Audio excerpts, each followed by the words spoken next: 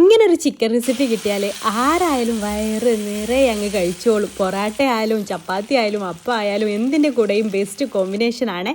നല്ല ടേസ്റ്റാണ് കേട്ടോ. ഈ രീതിയിൽ ചിക്കൻ കൊണ്ടാട്ടോ നിങ്ങൾ റെഡിയാക്കി എടുക്കുകയാണെന്നുണ്ടെങ്കിൽ ഞാൻ പൊറാട്ടയാണ് കേട്ടോ കോമ്പിനേഷനാക്കി എടുത്തിട്ടുള്ളത്.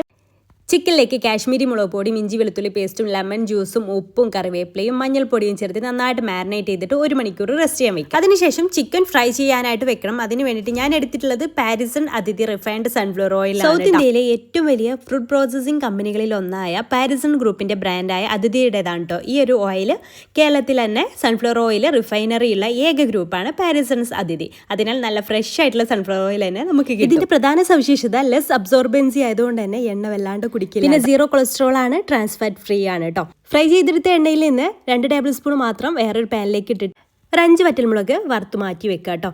അതിലേക്ക് ഒരു 25 ചെറിയുള്ളി അതുപോലെ കറിവേപ്പില ചേർത്തിട്ട് നന്നായിട്ടൊന്ന് വഴറ്റിയെടുക്കുക. വഴന്ന് വരുമ്പോൾ അതിലേക്ക് ഒരു പച്ചമുളക് കീറിയതും ആവശ്യത്തിന് ഉപ്പും ഇഞ്ചി വെളുത്തുള്ളി പേസ്റ്റും മസാലപ്പൊടികളും ചേർത്ത് കൊടുക്കുക. ലാസ്റ്റായിട്ട് ചില്ലി ഫ്ലേക്സും കൂടെ ഇട്ടിട്ട് നന്നായിട്ട് വഴറ്റിയെടുത്ത ശേഷം ഒരു 4 ടേബിൾ സ്പൂണ് ടൊമാറ്റോ കെച്ചപ്പും 1/4 കപ്പ് വെള്ളവും ചേർത്തിട്ട് നന്നായിട്ടൊന്ന് തിളപ്പിച്ചെടുക്കുക. അതിലേക്ക് ഉപ്പ് ആവശ്യമുണ്ടെങ്കിൽ ഉപ്പ് ചേർത്ത് കൊടുക്കുക. ഫ്രൈ ചെയ്തെടുത്തിട്ടുള്ള ചിക്കനും ചേർത്തിട്ട് നന്നായിട്ടൊന്ന് മിക്സ് ചെയ്തെടുക്കുക.